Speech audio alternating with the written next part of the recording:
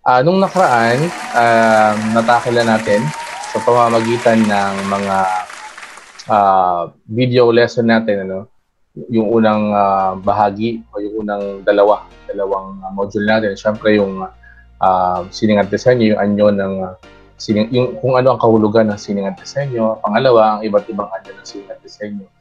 At nagkaroon tayo ng iba't ibang mga aktibidad doon kung saan ay labis na nakatulong sa inyo para mas maunawaan ang pagtatalakay o ang kaalaman na nais ibahagi ng araling ito sa sining at disenyo.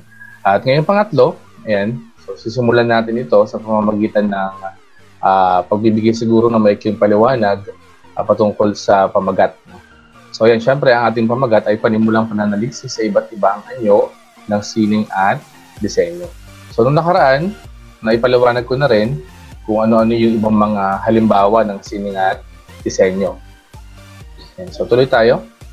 Una natin tignan, class, ang layunin, no, ng ating aralin sa araw na ito.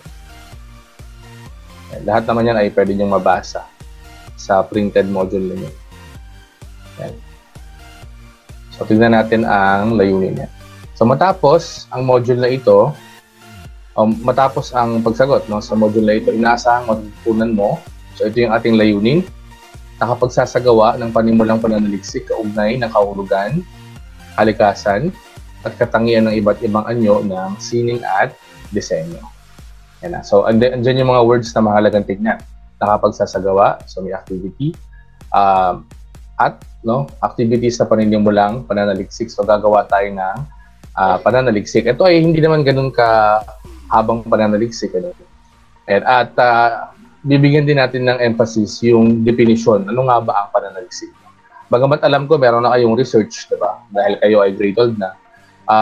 Bibigyan din natin ng tuon yung pananaliksik naman sa larangang Filipino. So dahil Filipino yung ating asignatura o subject ngayon. No? Siyempre, ano yung ating sasaliksikin? Siyempre, kaugnay ng kahulugan, kalikasan, katangian ng iba't ibang anyo ng sining at disenyo.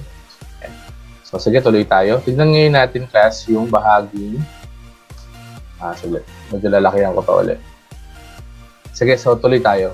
So, dito, class, sasabukin ay pipiliin ang titik ng tamang sagot sa talaharian ng mga tinutuko sa bawat katanungan. So, isulat sa sasagutang papel. So, dito, class, ilalagay nyo lang ang sagot sa bawat patlang bago ang bilang at pipiliin nyo ang sagot sa loob ng box. So, syempre, lahat yan ay definisyon. Halimbawa, number 1, karaniwang layuning magpatawa ng hindi nangangailangan ng isang naratibo sa buong awitin, gumagamit ng imahe mula sa araw-araw na karanasan ng tao, mga bagay na pamilyar sa lahat. Maaari itong parodiya or parody. So, yung parody, class, kung alam niyo yung ginagawa ni Michael B., kinukuha niya yung tono ng isang original na kanta, yung tono lang, pero iniiba niya yung lyrics. So, ang tawag doon ay parody. So, ano kaya sagot dito? Sa number 1, sa inyong palagay. Pick up lines, review ng pagkain, anime, flash fiction, monologo, vlogging. Pick up lines. WordPress, editorial cartoon, novelty songs, novel graphics, comic strip, cosplay, bariki, shadow play, slogan.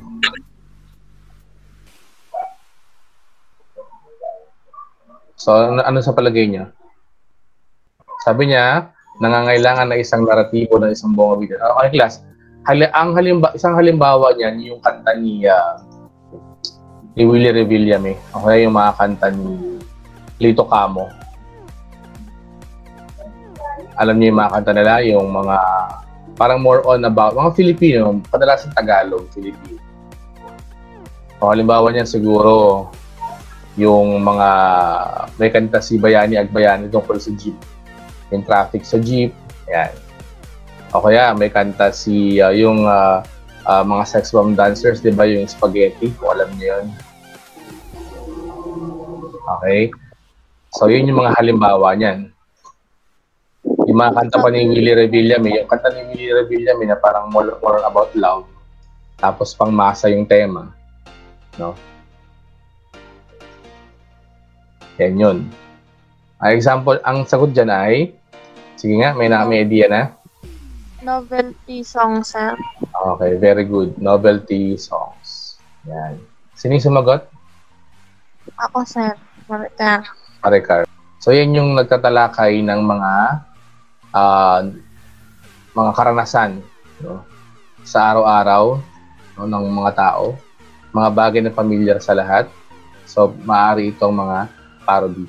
So, meron mga kanta si Michael V, di ba? Alam niyo yung pangit, yung di ba may kantang langit ka, lupa ako. Yung sa Stairway to Heaven dati. Hilig ko pangit. Pero ginawa niya kasing pangit kayo. Pangit ka, baluga ako. Ginawa niyang parody yun.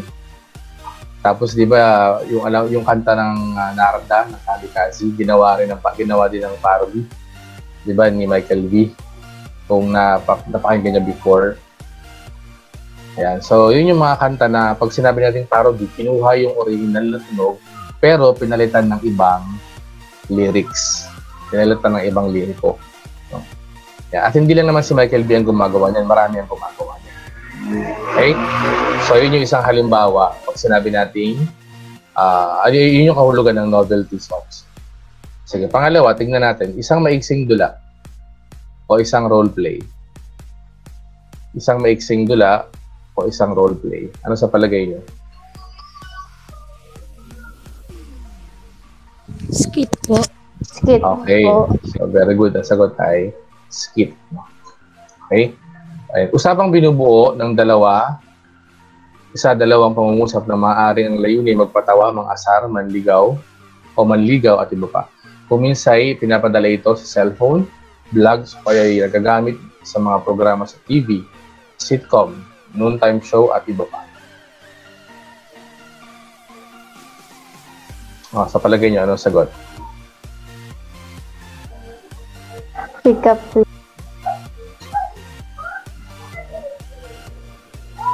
Ang sagot ay, may sumagot. Letter F, pick up lines. Pick up lines. Ako. Okay, pwede, no? So, ang sagot ay pick up lines. No? Sige nga, example tayo ng pick up lines. Tanungin niyo ako, ha? Okay, Luz. Sir, Yes. utang ka ba? Utang ako, Luz. Bakit?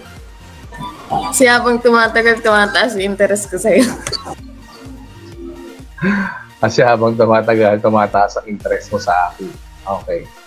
Sige. Very good, no? Nice one. Sige, iba pa. Snorhanisa. May lahi ka bang keyboard? May lahi akong keyboard, Norhanisa. Bakit? Type kasi kita eh. Charot. Type mo ako, ha? Okay, sige. So, wala akong lahing keyboard. Okay. Ang reply ko dyan, yes, Norhanisa. Yellow ka ba? Bakit po? Kasi, ang sarap mo kayang sa pader. Hindi, joke lang. And then, mga ano yun eh, yung pick-up line ng mga manginginom, di ba? Yung hinahampas yung yellow sa pader. Ayan. Sige, so tuloy tayo. Blakey, meron ba? Ito, sir. Dilim ka ba? Dilim ako, Blakey. Bakit? Opo. Kasi nang dumating ka, wala na akong makitang iba. Talaga. Kasi nang dumating ako, wala ka nang makitang iba. Akala ko sabihin mo, kasi Makulimlim na, sir. akala ko, Blakey, sasabihin mo. Kasi kitang-kita kita sa background mong puting kortina. Dilim ka ba? Kasi kitang-kita ka sa background mo na dilim ng puting kortina. Okay. Sige, very good, Blakey. No? Meron pa bang example? Yes, Elisha? Mukhang naghang ka kanina. Example? Wala. Okay, sige. Okay lang. So, yan yung gagawin nating class. Ano? So, basically, hahanapin nyo lang kung ano yung pinakasagot sa mga hinihingi na definition. Okay? Sige, so marami yan. So, tuloy ngayon tayo sa ating diskusyon. Sige. Okay, ang sining bilang libangan ng mga Pilipino. And isang mahalagang tignan natin sa kahulugan ng sining, lagit-lagi ang sining ay nakakabit sa karanasan o danas ng mga tao sa isang lipunan. Kagaya ng aking pinaliwanag na sa unang video lesson na inyong pinanood na ginawa ko rin, di ba may nakalagay doon, there is no such thing as an art for art's sake. Ibig sabihin, walang sining na tumatayo lang bilang sining. So, ibig sabihin, walang sining na talagang as in art lang siya. Lahat ng sining ay may kaugnayan sa lipunan na ating ginagalawan.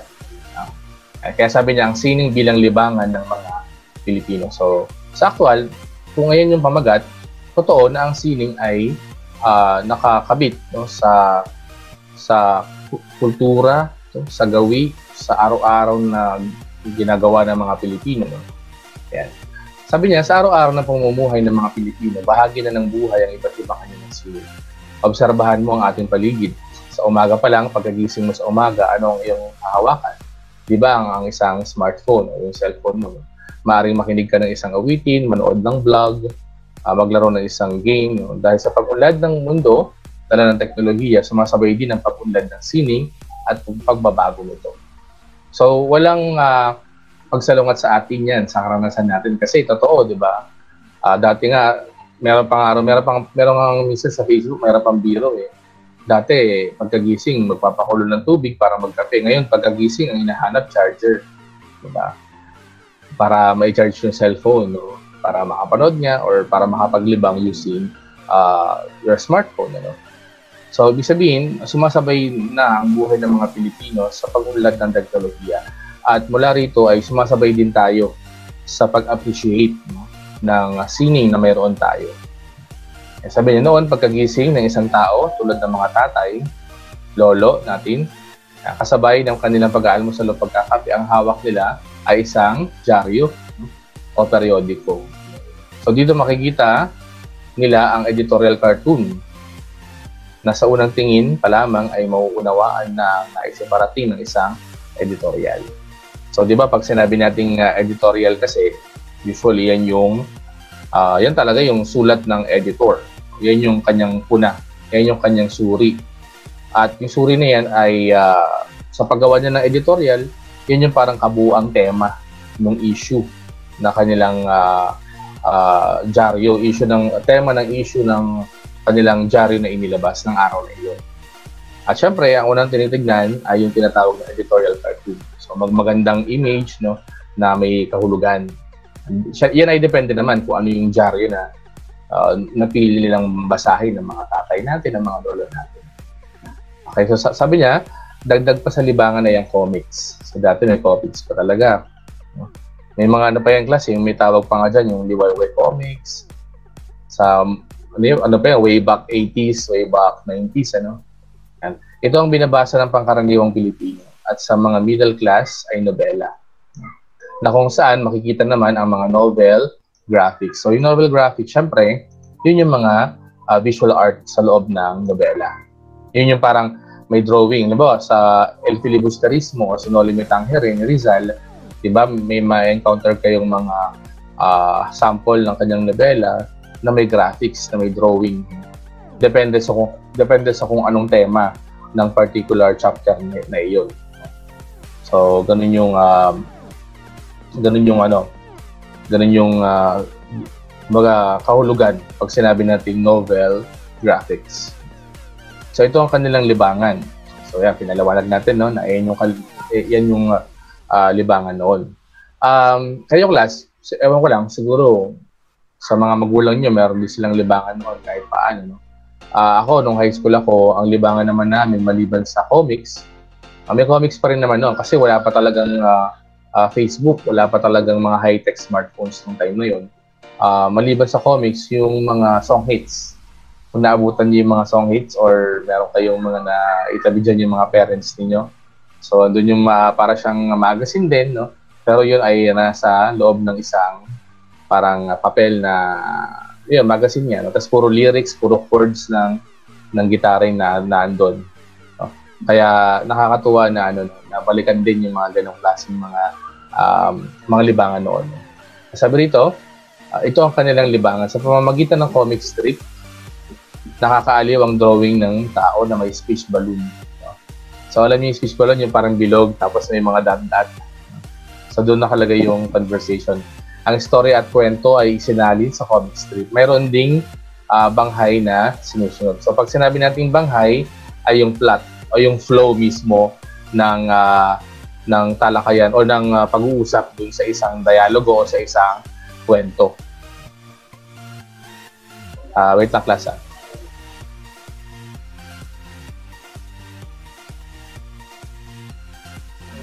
Okay? So, sige, tuloy tayo. Sa panahong ito, ang mga likhang visual tulad ng poster making ay naisasalin at napapaganda ng makabagong teknolohiya. Nalalagyan ng elemento ng kulay, tekstura, linya para magkaroon ng maayos na disenyo. So ito ay napag-aralan natin, di ba, yung elemento ng disenyo sa unang module. So ibig sabihin, pag sinabi natin likhang visual art, ay mas ina-appreciate natin yung ganda, no? Yung ganda ng isang imahe, ng isang larawan, ano? At lalo pa ito napapaganda sa pamamagitan ng makabagong teknolohiya. So dati kasi wala namang ganun, drawing lang. Pag gumamit ka ng cellphone, di ba, may 3D, may 2D, no?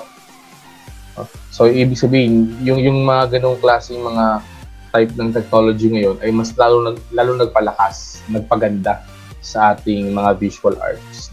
So kasabay ng mga aliwang ito ay ang pakikinig din ng radyo. Ayan. So dito maririnig ang mga balita sa pang-araw-araw at mga awiting kundiman. So may dramang pang-radyo din na kinakaaliwan tulad ng Simatar.radio ang gamit para makapag-aliw. So dati may ganyan pa yung mga lagim sa gabi. Yung mga conversation wherein sa radyo, parang ang tema ng kanilang conversation or ng kanilang entertainment sa radyo ay horror. Horror yung tema. So yun yung title, Gabi ng Lagim. So sumunod dito ay ang pag-usbong ng telebisyon. Una ay black and white, sumunod ay makulay na telebisyon. So dito umusbong ang teleserye na laging pinapanood tuwing tanghali at gabi, no? Ang mga network tulad ng 7, GMA7, ABS-CBN ay may mga slogan tulad ng walang pinigilingan, walang pinoprotektahan. So ito yung sa 7, di ba? Ito yung tagline nila. Saan na ba to? Sa 24 oras o sa saksi? Hindi ko na maalala eh. O sa 24 oras, di ba?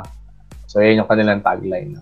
So unti-unting nawawala ang comics at nobela dahil sa pag-usbong din ng teknolohiya. So kakaibang teknolohiya ang kinaaliwan ng mga Pilipino. Sa telebisyon, nakikita nila ang pagsayaw, pag-awit, pag-arte ng mga tauhan o artista. Kaya sumikat ang programang Itbulaga, ASAP at iba pa. Pinagiliwan ng mga Pilipino ang panonood sa telebisyon dahil pinapaganda ito ng mga ilaw, musical scoring. At siguro, dahil nga sa pag-unlad ng teknolohiya mula dun sa paggamit ng black and white na TV before, lalong mas na-entertain yung mga tao kasi nagkaroon na ng kulay ang kanilang pinanonood. Tapos yung ganda ng stage, diba? Sa actual factor din yun para mas maaliw yung mga tao sa kanilang napapanood. Maliban sa mga performance na ginagawa sa loob ng camera o sa mismong palabas, halimbawa. Yan.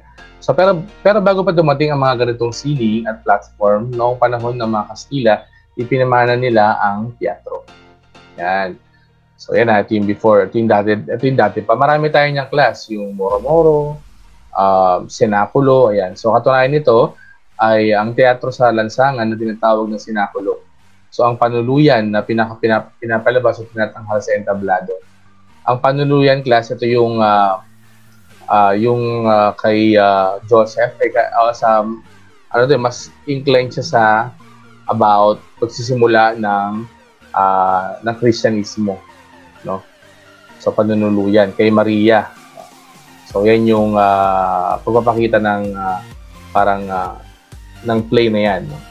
Sa Senaculo naman class, ito yung paglaban ng mga pagsakop ng mga Kastila sa mga Pilipino noong time na sila ay nagpunta rito noong 1521. So, noong panahon ng Kastila ay ginagawa yan. Pero ang performance niyan ay sa lansangan, sa kalsada. Ano pa, ang Moro-Moro na isang uri ng komedya, yan, ay pinapakita ang labanan ng Kristiyano at Pilipinong Muslim. So ito nga yun, no? So sa Moro-Moro naman, yun nga, kaya nga 'di ba yung sa Moro, parang sa Moro mas ano siya sa ano sa salitang Muslim, ano. So basically ito yung pagpapakita ng labanan ng mga Kristiyano, no, ng mga Pilipinong Kristiyano at ng mga Muslim. Yan. Ang komedya ay sinasaliwan ng tugtog naman ng banda upang lalong kaaya-aya ang presentasyon nito. So meron tayong dalawa, no, yan, Sinakulo, Moro-Moro, kung sa pagpapakita nga ng labanan ng dalawang magkaibang lahi, ano, at syempre yung panunuluyan na ang tema naman ay tungkol sa pagsisimula ng Kristyanismo, no. Sa panahon naman ng mga Amerikano ay pinamanan nila ang sarsuela at ang vaudeville, no? Pero ano nga ba ang nabago sa teatro sa panahon ngayon? So syempre ngayon kasi yun halos nawawala na yung teatro, di ba? Hindi naman na tayo, lalo na ngayon may pandemic, no? Pero syempre kahit bago pa mag-pandemic, no, noon pa, medyo hindi naman ganoon ka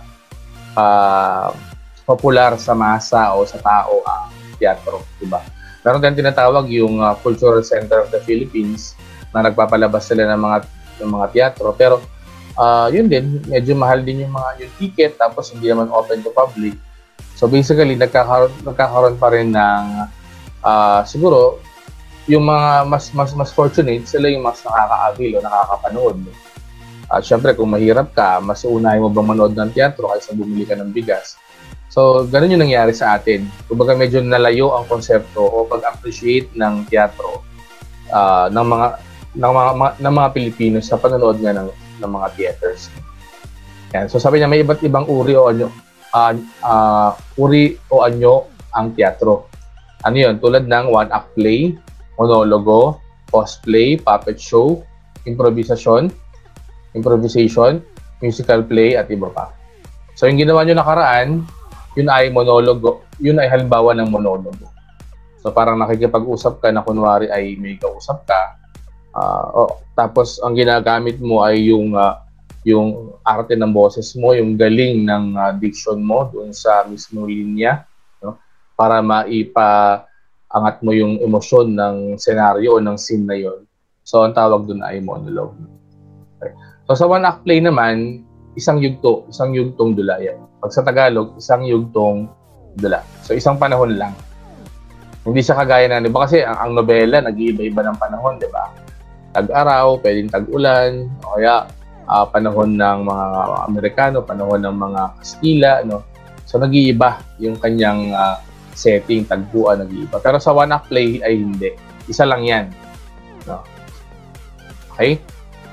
Yan. Sa puppet show naman, class, yung mga tinatawag na, ngayon kasi ang uso ngayon, mga ventriloquist, no? Sila yung may hawak. Yung parang si Egan, tsaka si yung sa unang hirit, yung hawak niya yung kanyang puppet, no? So, puppet show yon. Pero, di ba kasi dati parang tali-tali yung ginagamit for puppet. Pero ngayon, more on ventriloquist niya. No? Parang iniiba nila yung boses nila na parang kunyari, kausap nila yung puppet para magkaroon ng kwento, para magkaroon ng conversation. Okay? So, sabi, pero paano ang paglalagay ng disenyo sa teatro?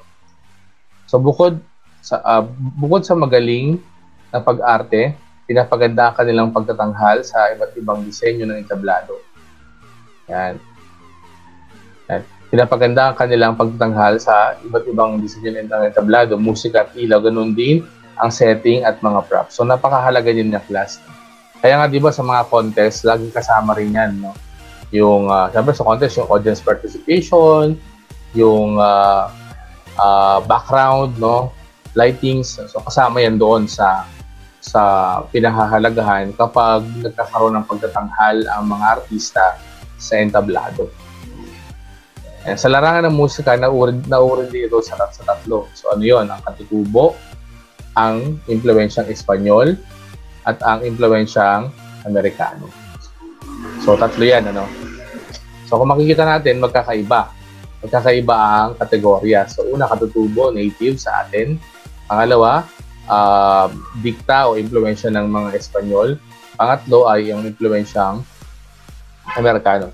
Kaya sabi niya, natatagdagan din ito ng mga contemporary mga witty at novelty songs.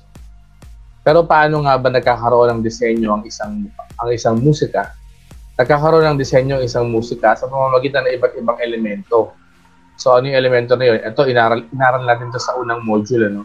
So elemento tulad ng ritmo, galaw ng melody, at paglalagay ng dynamics, pag-iiba ng tempo, paggamit ng iba't ibang anyo o form sa isang awit, at pagpapakapal ng tunog sa pamamagitan ng harmony, no? Harmonia, no? Harmony o harmonia. Okay, so maliwanag sa atin na mapateatro man yan, mapamusika yan, no? Ay may malaking impluwensya ang teknolohiya upang mapaganda lalo ang ganitong klaseng mga sining at disenyo. Okay, so pakibasa nga ito. Pakibasa, Andrea. Balikan natin ang novelty songs. Ano nga ba ang layunin nito? Ito ay may layuning magpatawa. Alam mo ba na ang awiting Abot Sikik, Abot Chikik, Magellan, Mag-Exercise Tayo ni Yoyoy Villame ay sumikat dahil sa masaya at nakatutuwang eksperimentasyon sa wika at melodiya. Sinasabayan ito ng mga tao sa bus, sa tricycle, dekada 70 hanggang 90 ay tinangkilik ito ng mga Pilipino. Ito ay nabibilang sa kulturang popular. Kasama na rito ang pick-up lines. Ano nga ba ang pick-up lines? Okay, salamat. Ayan. Sige, so salamat Andrea sa pagbabasa. Okay, sa actual may halimbawa, mayroon nga talaga akong halimbawa na aklat na gusto kong ibahagi. Siguro gagawin ko na lamang ay i-share ko na lamang ito sa ating group chat para inyong mabasa. Patungkol yun sa Abot Chikik. Pero sa actual Abot Chikik pala, hindi talaga Chinese yan. At syempre, alam naman natin na si Yoyoy Villame, kahit na i-search sa Google, hindi siya Chinese. Talagang ano siya, Filipino, Pinoy, no? Na somewhere in Visayas siya nakatirahan.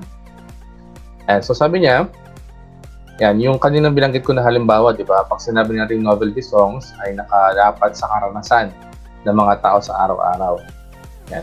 So alam mo ba na awiting Abot Chikik, Magellan, Mag-Exercise Tayo ni Yoyoy Villame ay sumikat dahil sa masaya at nakatutuwang eksperimentasyon sa wika at melodiya.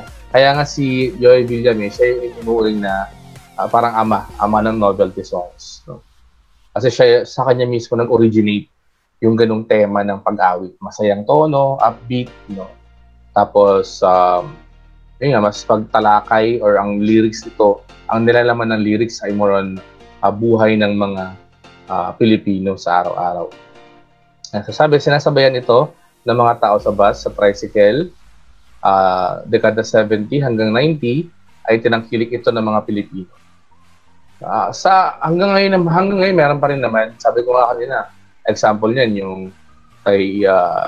yung kanta ni Willie Revillame, marami tayong alam na kanta niya. Iba pa kay Tuesday Vargas, kay Bayani and Bayani. Marami talaga, no, na nag-e-exist na mga novelty songs. So ito ay nabibilang sa tinatawag nating kulturang popular. Yan. So napakalawak ng diskusyon patungkol sa kulturang popular. Pero syempre pag sinabi natin siguro isa sa mga pinakamahalagang definition nito, pag sinabi natin kulturang popular o pop culture, ayan yung napapanahon. Ayan yung trending, kaya nga yung word na pop. No? Popular from the word, may root word na pop. Sabihin, mas ano yung kinakagat ng tao sa kasalukuyang panahon? Ano yung nauuso ngayon na talagang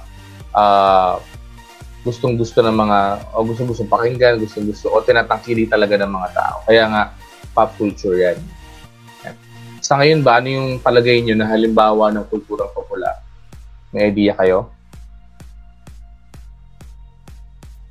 Ano yung mga halimbawa ng kulturang popular ngayon? Ako siguro masasabi ko, hanggang ngayon, effective pa rin yung spoken word, di ba? So yung, kung nakikinig kayo, yung Ampalaya monologues na baga na ano niyan na scan nyo sa Facebook yan. Kita ninyo. Siyempre, more on parang bitterness yung tema, tas love. Siyempre, spoken word. No? Okay, ano pa? May example kayong alam na masishare nyo? Mga pelikula sa teleserye. Teleserye, okay. Anong halimbawang teleserye kaya?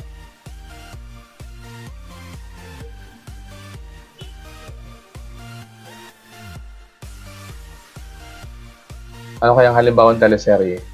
Hanggang ngayon, yung walang kamatayang no? Probinsyano. Meron pa rin ba? So, isang halimbawa yan ng pop culture. Ayan. At marami pang iba syempre. Okay? So, ito yung sinabi niya. Ito yung nabanggit niya. Ito ay nabibilang. So, kulturang popular, kasama na rito ang pick-up lines. So, kasama sa mga pop culture na sinasabi natin ay ang mga pick-up lines. So, ano nga ba ang pick-up lines? So, ito yung halimbawa. Kanina, ginawa na natin yun, di ba? Sa iyo ng SSS PhilHealth, pero ang pag-ibig mo sa akin, ha? Kuryente ka ba? Kasi pag nakikita kita, may spark ka sa puso. Yan. So, basically, yun yung halimbawa ng pick-up lines. Pero bakit alam na alam niyo yung pick-up lines? Kasi nga, ngayon ay pop na pop yan. Ngayon ay sobrang popular niya. Kaya alam na alam niyo. No? So, layunin din nito ang magpatawa at mag-uyang. Sumikat ito dahil sa sitcom na Bubblegum. Ang daluyan ng kulturang popular ay radyo, TV na maaaring na may tuturing na teknolohiya at matatawag na mass media. So, yung example kanina, di ba, ni Andrea na isang halimbawa ng sining at disenyo ay yung mass media. That is correct. No? Kasi nga, as a mass media, mas ito yung form para mas maipakita yung mga ganitong klaseng performances, yung mga ganitong klaseng forma ng sining. No? Okay? So, pinag-uusapan na rin natin ang teknolohiya. Ang pagkakaroon ng smartphone, tablet, laptop, internet, wifi, halos lahat ng tao ay naging techie na. Okay? Sa pamamagitan nito, ay nagkaroon ng Wattpad, blog, Pinterest, ultimong pagluluto ay binibideo at ina-upload na sa YouTube at tinatawag nilang vlog. Okay. So marami yan, di ba? Siguro kayo may mga sinusundan kayong mga vloggers, yung sinusundan kayong mga YouTube channel na kaya nyo naman sinusundan kasi yun dahil yun ay nakakabit or nakakatulong basically malamang sa inyong pang-araw-araw na buhay as a student. Yan. Yan, Wattpad. Sino nagbabasa rito sa Wattpad? Meron ba sa inyo? Yan, si Blakey o si Andrea, no? Okay. Sa Wattpad kasi, ano yan somehow, okay din kasi dun nga pwedeng kahit na anonymous ka or parang amateur writer ka, alam ko, pwede ka dyan makapag-contribute. No? Pwede ka makapagsulat dyan sa Wattpad. Tapos siyempre, iba-iba yung tema, no? Para siyang virtual pocketbook. Diba kasi meron din pocketbook talaga meron tayong pocketbook yung maliliit na pocketbook. Diba? Pero dati talaga, talagang mga books yun. Pero ngayon kasi, yan, meron tayong Wattpad, marami na rin tayong pwedeng mapanood or mabasa using our devices. So, sabi niya, dati sa ating silid-aklatan, sa silid-aklatan ang punta ng mga mag-aaral para magsaliksik. Pero ngayon, isang click sa laptop, Android phone, gamit ang social media tulad ng WordPress, makakapagsaliksik ka na. Yan. So, ang laki talaga na nagawa ng teknolohiya para tandaan. Ang laki talaga ng nagawa ng teknolohiya, pero tandaan, lahat ay may positibo at negatibong dulot ang mga ito. And kaya nga may kasabihan na think before you click, diba? Naalala niyo ba yung huling part ng activity natin sa unang video lesson? Di ba may mga pictures akong pinakita sa inyo? Tama ba? Ako naalala ko pa hanggang ngayon. Yung unang picture, yung nagtatalumpati siya. Tapos marami siyang mga wire. Tama? Tapos yung pinakadulo nung parang mikropono niya ay tubong malaki. Tapos naglalabas ng parang maduming basura. No? Tama ba? Na ano niya, nare-recall nyo. Tapos yung huli naman nating picture doon, sa set of pictures na yon, yung huli ay yung naka-telescope siya. Tapos letter F, Facebook yung yung Facebook yung logo ng kanyang parang telescope. Hindi siya lumalabas, nakakulong siya dun sa loob, na parang kulungan din talaga. Tapos ginagamit yung telescope, yung parang telescope na ang logo ay Facebook, no? Tapos diba ang paliwanag ko doon, parang nagkakaroon na tayo ng mga ilang paghuhusga. Dahil sa pag-unlad ng teknolohiya, nakakalimutan natin na usisain lahat ng mga bagay, suriin ang mga bagay, no, na nasa ating harap. Bago tayo humusga o bago natin ito husgahan o bago natin pasukin o bago natin sangayunan. Ganun yung nangyayari ngayon. Dahil na overloading information, lahat tinatanggap na. Hindi mo na alam kung ano yung peke doon o kung ano yung tunay doon. Diba? Okay? At malaking yung class, malaking problema yan. Kasi maaaring tumagos yan dun sa desisyon ninyo na, halimbawa, kung kayo ay may kakayahan ng bumoto o sa election, diba? Ang dami mga naglilipa ng mga fake news, mga maling, talagang minimisinform. Pine-fake news yung mga tao, minimisinform ang mga tao para yung mga taong gumagawa nito o yung mga kung sino man yung nasa likod ng pag-misinform na yan ay siguro baka talagang sila yung gustong pumesto ulit sa pamahalaan nila. At nakakalungkot na may ganun. Kaya dapat class, yun nga yung ating kasabihan, di ba? Think, no? Think before you click. So bago kayo pumindot, bago kayo mag-react sa isang bagay, you should research more. Tapos magkaroon ng critical na pagsusuri sa bagay na iyon. Okay? Sige, so tuloy ngayon tayo. Ayan.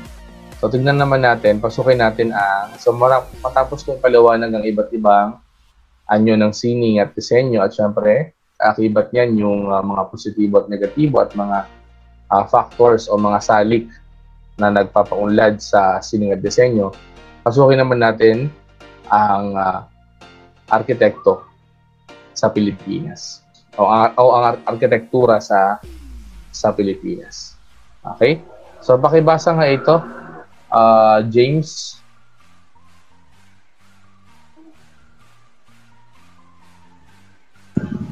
Bago pa dumating ang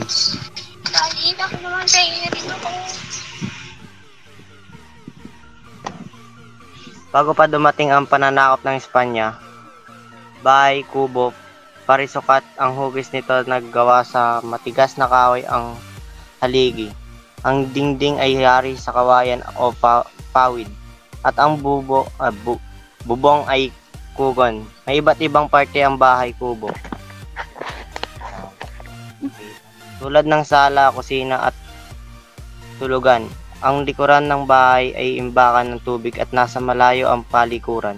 Ang bahay ng dato noon ay malaki para tipunan ng mga tao sa barangay.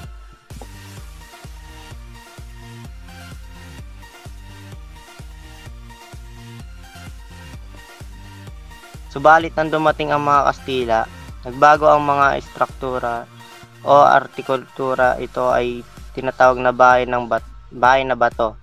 Ito ay malaking bahay ng mga mariwasang pamilya noong panahong kolonyalismo ng Espanyol.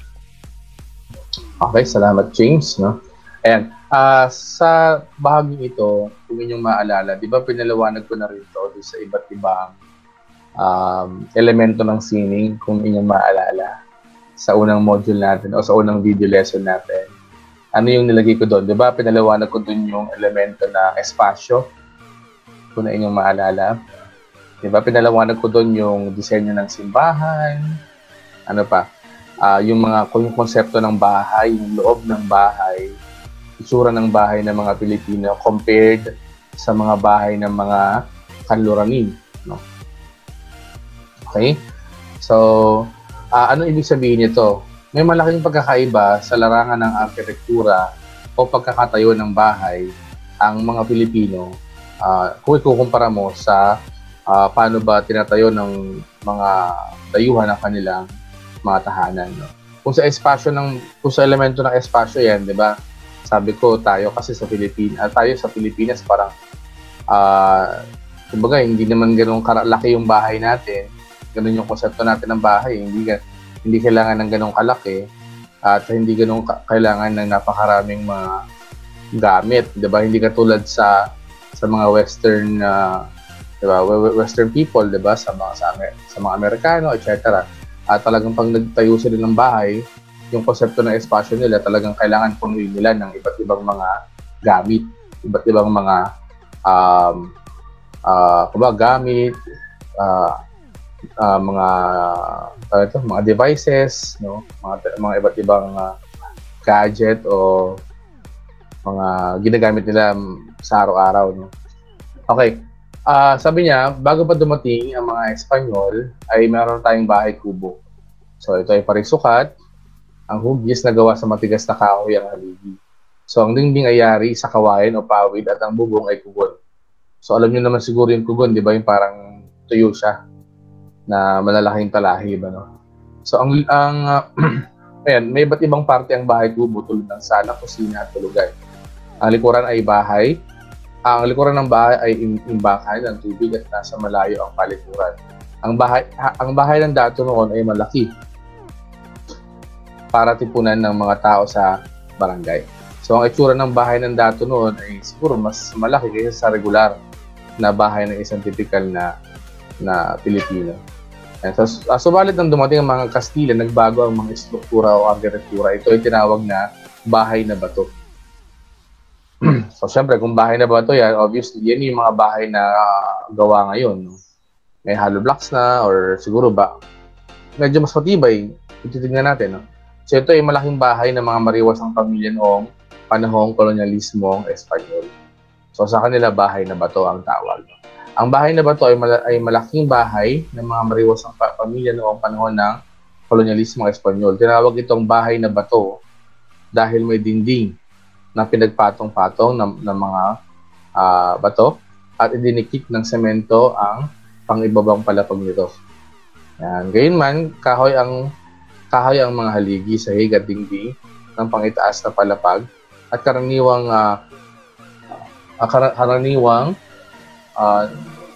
nakatisa, no, ang bubungan o karaniwang tisa ang bubungan. Malimit na kahoy din ang hagdan at kahoy ang mga mueble sa loob ng bahay. So, siguro isang magandang halimbawa nito kung mapanood nyo na yung kay Rizal. Ito, yung bahay ni Rizal. Bahay na bato yun. Kasi, alam naman natin si Rizal, di ba? More, parang kanilang pamilya ay mas mayaman ng mga panahon na yun. Kaya nga sila yung tinatawag na Enlightened One, di ba? Mga ilustrado.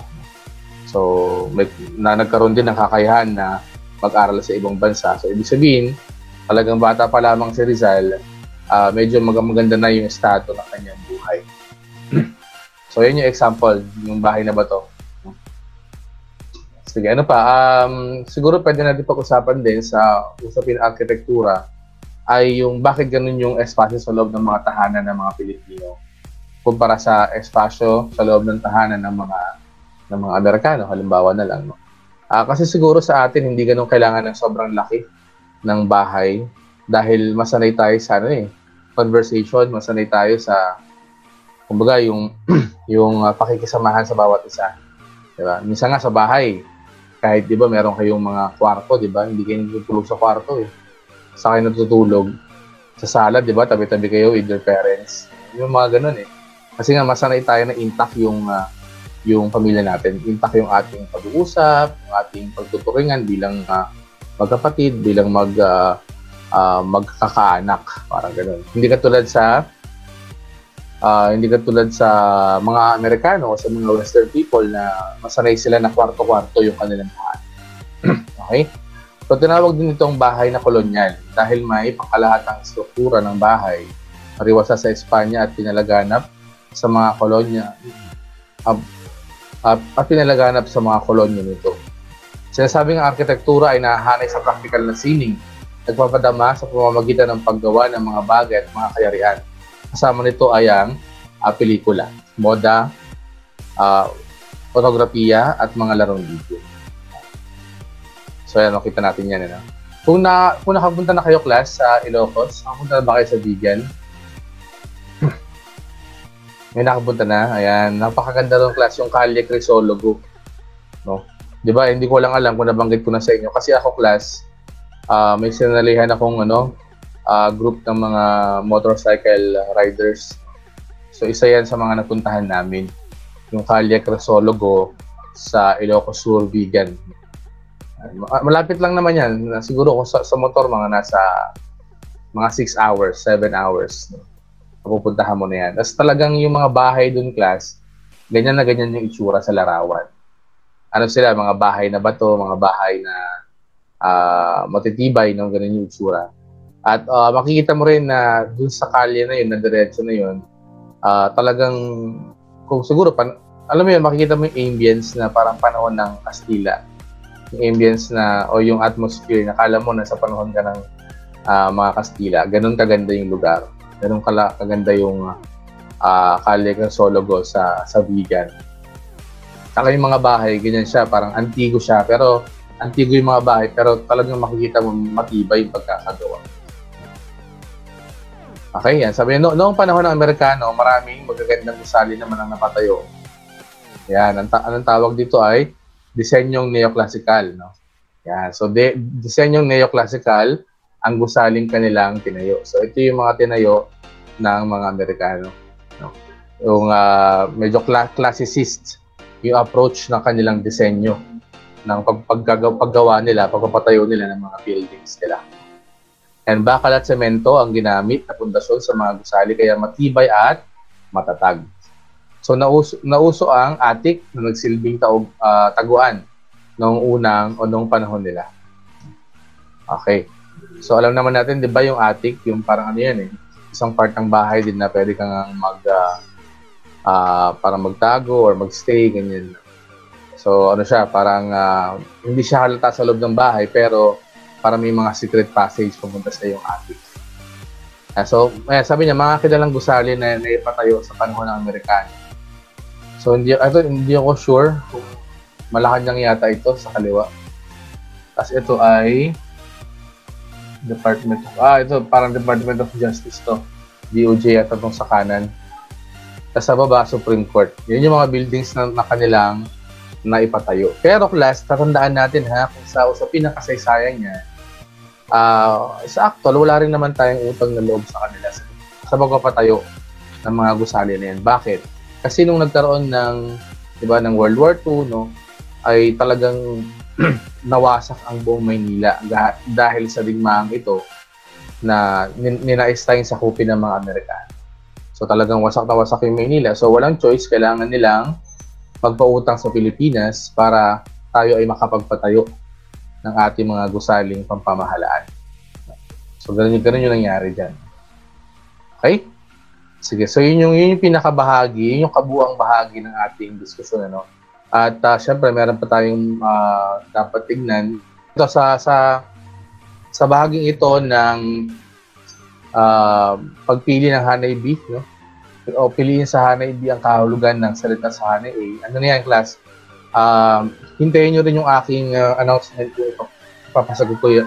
Kung kailangan nyo pa bang magsagot dyan sa bahaging yan. Okay? So, sa pangkabuuan, ang ating binigyan ng diskusyon ay ang sining at disenyo pa rin, ang panimulang pananaliksik sa iba't ibang sining at disenyo. Pinaliwanag ko ang iba't ibang halimbawa ng sining at disenyo, no? At kung ano yung mga bagay na kailangan natin tandaan kapag pinag-uusapan natin ang pananaliksik sa sining at disenyo. Ngayong class, tuloy tayo dito pa sa mas mahalagang bahagi, kagaya na binanggit ko na rin kanina, ang konsepto ng pananaliksik. Ano nga ba ang pananaliksik? Paano nga ba magsimula sa pananaliksik? Okay, so pakibasa nga. Ayan, ang unang 3 talata. Pakibasa.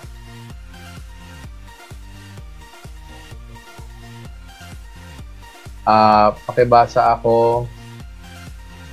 Andiyan ba si Jaira Joy? Opo. Okay, pakibasa ito. Unang dalawang talata. Unang tatlong talata. Yung ano?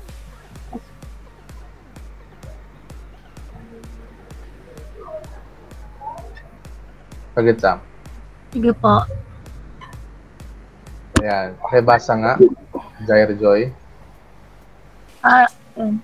Ayon kay Good, 1963, ang pananaliksik ay isang maingat, critical, disiplinadong inquiry sa mga pamamagitan ng iba't ibang teknik at paraan batay sa kalikasan at kalagayan ng tinutukoy na suliranin tungo sa clarification at resolution nito. Ayon kay Parel, 1966, ang pananaliksik ay isang sistematikong pag-aaral o investigasyon ng isang bagay na layunin masagot ang mga katanungan ng isang mananaliksik. Ayon kay Nai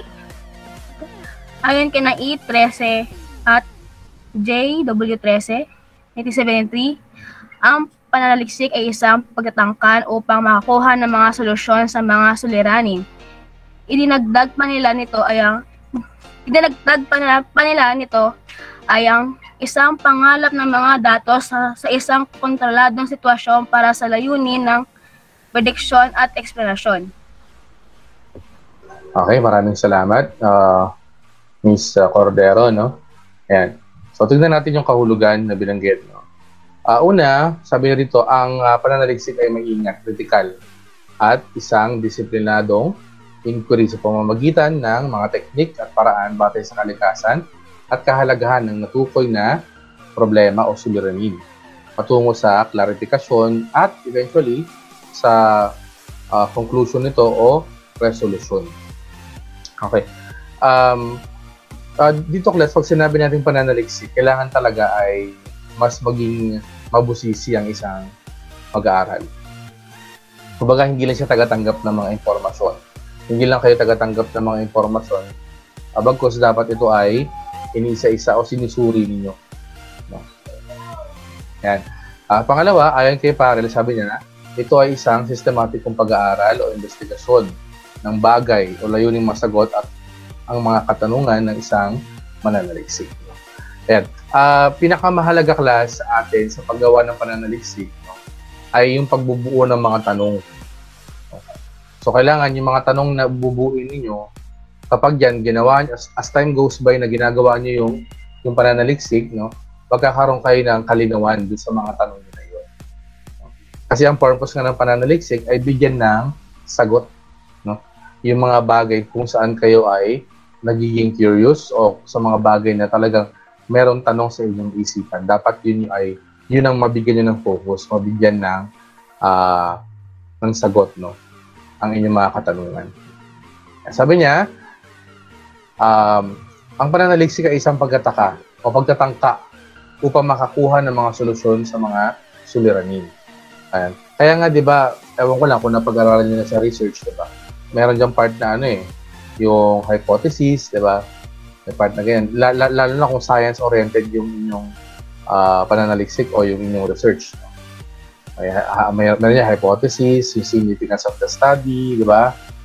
So, introduction, syempre, hindi mo mawala yan. Yan. At, and so on and so forth. So, sabi rito, ito ay pagkatangka upang makakuha ng mga solusyon sa mga suliranin. So, ibig sabihin, hindi ka gumagawa ng pananaliksik na eventually ay lalo mong palalalain yung sitwasyon. So, gumagawa ka ng isang pananaliksik para mas magkaroon ng linaw, no?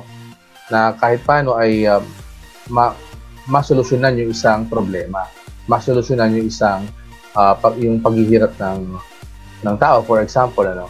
So kaya yun yung pinakakahalagahan ng pananaliksik. So sabi niya, idinagdag pa nila na ito ay isang pangangalap ng datos. Yan, sa isang kontroladong sitwasyon para sa layunin ng prediksyon at eksplanasyon. Yeah. So yung pagkalap ng datos, hindi naman talaga maihihiwalay. So kailangan mong magkalap ng datos gamit yung pinaka-tema mo, kung ano yung gusto mong paratingin, kung ano yung gusto mong maging kung ano yung gusto mong palabasin sa pananaliksik na iyong ginagawa. Okay, so tuloy tayo. So sabi niya, ayon kina Calderon at Gonzales, 1993, ang pananaliksik ay sistematiko at siyentipikong proseso ng pangangalap, pagsusuri, paglilinaw, pag-organisa, at pag-organisa, pag-unawa at pagkapakahulugan ng isang datos na nangangailangan ng kalutasan sa suliranin. Ito rin ay isang expansion, no? Expansion sa limitadong kaalaman at pagpapakita rin ng umuulad na buhay ng tao. Yan. So mas feeling ko itong kay Calderon parang mas ginawa niya mas detailed, no? Yung definisyon ng pananaliksik. No? Sabi niya ito ay siyentipiko, sistematikong proseso ng pagkalap ng datos. No? Siyempre, pag nakalap mo, anong gagawin mo? Pag nakalap mo na yung mga survey form, pag nakalap mo na yung mga interview questions mo, halimbawa, pwede ka nang gumawa ng pagsusuri. Yan. At siyempre, sa pagsusuri na yun, magkakaroon ngayon ng linaw sa'yo kung ano nga ba kung ano yung dapat na pag-aralan o maging tunguhin ng iyong aralin. Yan, kasama rin kasi dito yung konsepto ng pag-organisa, yan, pag-unawa, at pagkapakahulugan ng isang datos na nangangailangan ng kalutasan, yan, sa suliranin. Yan. So, isang magandang halimbawa niyan, class, opinion ko lang ito, yung pagsasagawa ng mga batas sa pamahalaan. So, dapat pag gumagawa talaga ng mga batas ng pamahalaan, lagi i-consider talaga kung ano yung kapakinabangan ng mga batas na ito sa mga tao. So, at syempre, bago ka gumawa ng batas, may tinatawag na mga proposal, di ba? May tinatawag na parang mga memorandum. So, ibig sabihin, pag memorandum pa lang yung isang batas, yun ay pinag-uusapan pa lang. Yun ay dinideliberate pa lamang. So, basically, yung pagiging official talaga ng gobyerno ay para ka rin nagre-research, ay para ka rin isang mananaliksik. No? Kailangan maging mahusay yung pananaliksik mo na ang orientasyon nito ay tumutuon sa kapakinabangan ng mas malawak na nakararami. Diba? Okay?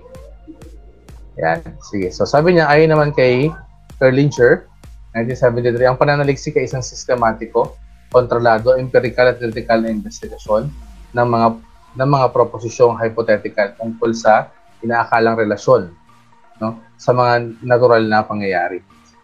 Yan. Sistematiko ang pananaliksik kapag sumusunod ito sa mga hakbang o yugto na nagsisimula, pagtulong sa mga suliranin, pag-uugnay ng mga suliranin sa mga umiiral na teorya. Ang sistematikong pananaliksik ay kontrolado at ang bawat hakbang na investigasyon ay nakaplano. Yan. So tandaan natin na kapag gumagawa rin tayo ng pananaliksik, mayroon din itong background na teorya.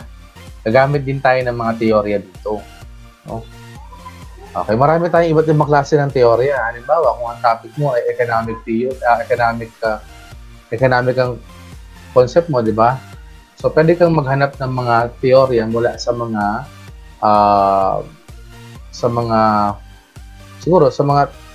tao na ang kanilang expertise ay tungkol sa ekonomiya. So, parang gano'n. No? Okay, sabi niya, ang sistematikong pananaliksik ay kontrolado at ang bawat hakbang na investigasyon ay nakaplano. So, hindi basta-basta na kapag naisipan mo maggawa ng pananaliksik, ayun na yun. Kumuha ka kagad, di ba? So, merong proseso. No, kailangan kontrolado yan. Limitado lang, hindi mo pwedeng pag-aralan lahat. So, halimbawa, ang title mo, pagsusuri sa iba't ibang anyo ng sining at disenyo na umiiral sa bataan. Diba? So, yun yung title mo, pagsusuri sa iba't ibang anyo ng sining at disenyo na umiiral sa bataan. O, gano'n ba kalaki yung bataan? Ang laki-laki ng bataan. So, hindi na kontrolado yung topic. At ang dami-daming anyo ng sining at disenyo. Ang binanggit mo, pagsusuri sa iba't ibang anyo ng sining at disenyo. Ang daming anyo ng sining at disenyo. Hindi ba dapat pumili ka lang ng isa o dalawa para kontrolado mo yung iyong pananaliksik? Okay? So, dapat ganun yung paggagawa. Ganun yung siguro, pagsasagawa ng ating pananaliksik kapag tayo ay nagsimula na. Yan. So, sabi na, ayon kay Aquino, 1974, ang pananaliksik ay may detalyadong definition. Ayon sa kanya, ang pananaliksik ay isang sistematikong paghahanap sa mga mahalagang impormasyon hinggil sa isang tiyak na paksa o suliranin. Yan. Okay. So dito, maliwanag na kailangan talaga ng detalyado o espesipikong definisyon ng pananaliksik. Ang pananaliksik ay isang sistematikong paghahanap. So, ibig sabihin, kailangan ilagay mo yung word na sistematiko. No? Kasi para ma-emphasize na kailangan organisado yung pananaliksik mo. No?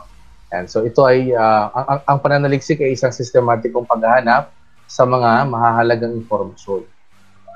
Okay? Hinggil sa isang tiyak na paksa o suliranin. Okay? Sige. So, pasukin naman natin ang kahalagahan. Ito, konti na lang pala. So, meron lang tayong 4 na kahalagahan ng pananaliksik. No? Yan. So, sa 4, syempre, ano bang ibig sabihin ng kahalagahan ng pananaliksik? Sabi nga natin kanina, ito ay dapat magkapakinabangan sa mas malawak na tao, no? Sa mas malawak na mamamayang Pilipinas. So, ibig sabihin, isa sa mga kahalagahan ng pananaliksik ay makatulong ito sa pagpapaunlad ng buhay ng mga tao sa isang komunidad o kaya sa isang lipunan. Yeah, so, sabi niya, una, sa number 1, okay, nagpapayaman ng kaisipan, lumalawak ang kaisipan dahil sa walang humpay na pagbasa, nag-iisip, nanunuri at naglalahad at naglalapat ng interpretasyon. Okay? So, nagpapayaman ng kaisipan. Parang, kumbaga, mas, nakakapagpa-develop sa ating kaisipan. Kasi mas lumalawak yung ating nalalaman, nagkakaroon tayo ng walang humpay na pagbasa, nagbabasa tayo, nag-iisip, at syempre, nagkakaroon ka ng pagsusuri. No? Pag nagkaroon ka ng pagsusuri, mas makabubuti yun dahil doon mo talaga makikita na napakahalaga ng pananaliksik sa iyong buhay. Maaring tinulungan ka nito kasi siguro dati, dahil hindi ka nagsasaliksik dati, naniniwala ka sa mga fake news, naniniwala ka sa mga false na balita, di ba? Pero dahil ngayon ay nanunuri ka na, sumusuri ka na, at sinasaliksik mo na yan, bawat isa, nagkakaroon ka ng tamang kaalaman. Okay? So, pangalawa, pakibasa nga itong pangalawa, Erickson.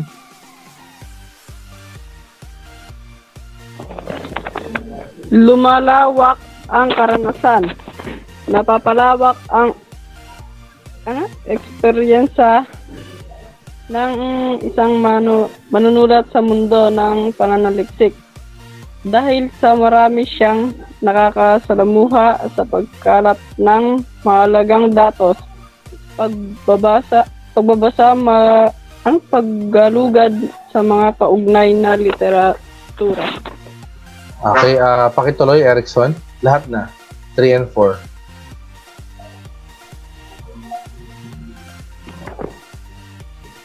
Nalilinang ang tiwala sa sarili. Tumataas ang respeto at tiwala sa sarili kung maayos at matagumpay na naisakatuparan ang alinmang pag-aaral. Nadaragdagan ang kaalaman. Ang gawaing pananaliksik ay isang bagong kaalaman. Kanino man dahil nauhubog dito ang kanyang kamalayan sa larangan ng pananaliksik. Okay. Yan, maraming salamat, Erickson, sa mahusay na pagbabasa. Okay, so tignan natin, lumalawak ang karanasan, napapalawak ang experiences, eksperyensya o karanasan ng isang manunulat sa mundo ng pananaliksik dahil sa marami siyang nakasasalamuha sa pagkalap ng mahalagang datos, pagbabasa, paggalugad sa mga kaugnay na literatura. Okay. Yan. Sa actual class, kumbaga, positive naman talaga lahat. Kaya kapag sinabi natin pananaliksik, ito talaga ay makatutulong sa atin. Pero hindi rin naman pag sinabing pananaliksik ay madali itong isakatuparan. May madali itong gawin. Sa totoo lang, wala naman talagang madali. At yun nga lang, ang advantage kapag halimbawa natapos mo yung pananaliksik mo, di ba? Magkakaroon ka ng ng mas malawak na karanasan patungkol sa mga tao, lalo na doon sa mga taong pinag-aralan mo pagkatapos yung pananaliksik mo yun. Okay, so sabi niya, nalilinang ang tiwala sa sarili, tumataas ang respeto at tiwala sa sarili kung maayos at matagumpay na isakatuparan ang alinmang pag-aaral. O, diba? So, nagiging confident tayo. Kasi siguro kahit tanungin tayo ng ibang mga tao patungkol sa ating ginawang pananaliksik, magkakaroon sila ng idea na kapag nasagot natin yung kanilang mga katanungan sa pananaliksik na yun, ay nagiging malinaw din yung pananaliksik nila sa kanila. At makatutulong tayo sa kanila, hindi lang sa ating sarili, bagos kahit sa kanila, sa ibang tao na talagang nagkaroon ng pagkakataon na basahin yung ating pananaliksik. Okay? So sabi niya na daragdagan ng kaalaman at gawaing pananaliksik ay isang bagong kaalaman at kanino man dahil nahuhubog dito ang kanyang kamalayan sa larangan ng pananaliksik. Okay? So yan yung mga katangi-tanging mga kahalagahan ng pananaliksik. Okay? Sige. So class, tuloy tayo. Check ko lang ito saglit. No? Okay. So meron tayong mga activities dito na kailangan yung makita, no? Okay. Siguro ang gagawin ko ay isi-send ko na lamang sa group chat kung ano yung mga tanong, no, na ipapasok ko na gusto kong sasagutin ninyo sa module na ito. Okay lang sa inyo yun na kasi hindi ko lahat talaga ipagagawa sa inyo. Pipiliin ko lamang para hindi kayo masyadong mahirapan sa inyong gagawin sa ating printed module number sa number 3 na ito. Okay sa inyo yung class? Opo, sir. Okay. Andiyan pa ba kayo? Wala na yata. Opo, sir. Pakibukas yung camera. Sige nga, Blakey. Dito pa kami, sir. daw. Tapayan, Naku, Ocampo, Cordero. Sorry po, sir. Okay lang naman, okay lang. Basta mahalaga, nakikinig pa rin na lahat. Okay? Sige, so ito yung kabuuan. Ito yung naging, ang talakay natin sa araw na ito ay ang kabuuang talakayan para sa ikatlong module, sa ating module 3, panimulang pananaliksik sa iba't ibang anyo ng sining at disenyo. Okay? Ngayong class, ang tanging hiling ko sa inyo, mag-isip na kayo.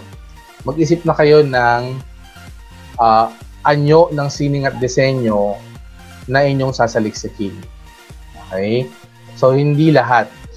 Gagawin niyo ay mamimili kayo sa dinami-rami ng ating mga sining at disenyo. Pipili lamang kayo ng dalawa. No? Dalawang sining at disenyo na inyong bibigyan ng pananaliksik at pagtatalakay. Okay? So, mag-isip na kayo. Huwag niyo muna sabihin sa akin kung ano yun. Basta mag-isip lang muna kayo.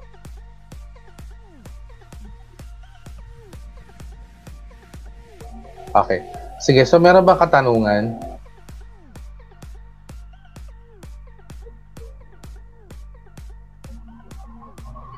Yes, may tanong? Wala po, sir. Wala naman. Okay. Sige. So kung wala nang tanong, ay ito na yung end ng ating klase para sa araw na ito, para sa module 3, no, na ating inaral. Saglit lang. Talagang ko lang. Ayan.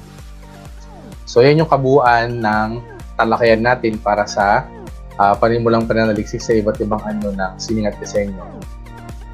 Ayan. Sige, class. So, kung wala lang tanong, kita na lang tayo ng Wednesday ulit. Okay? Sige po, sir. Sige, sir. Bye-bye. Thank you po, sir. Thank you. Bye-bye, sir. Ingat po. Bye. Bye-bye. Ay, sir. Isa pa nga, Kuya Erickson. Alin Kalbo. Okay po. Bye-bye, sir!